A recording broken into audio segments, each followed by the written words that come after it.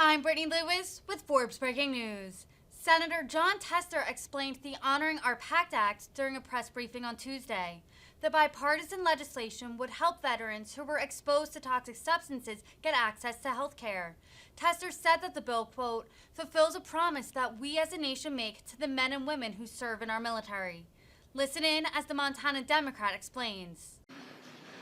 Well, I'm here to talk about the Sergeant First Class Heath Robinson PACT Act, or the Toxic Exposure Bill. For those folks that have been covering this bill, you know what it does, but very briefly, I will just tell you that it offers health care and benefits for up to 3.5 million toxic exposed veterans in this nation.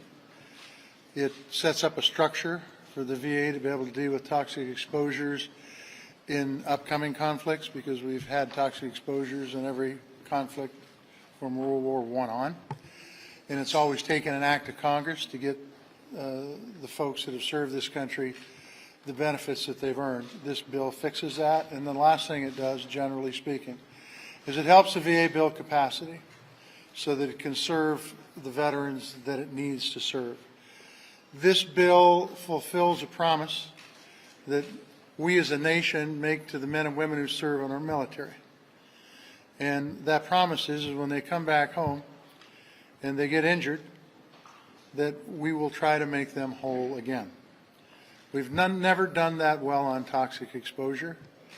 When we get this bill passed, and I believe we hopefully will get it done very, very soon, because of good votes that the leader talked about, but when we get this bill passed, we will have shown the fighting men and women who serve in our military and serve around the world that this country not only appreciates them, but will live up to our end of the bargain. Thank you, Senator Tester.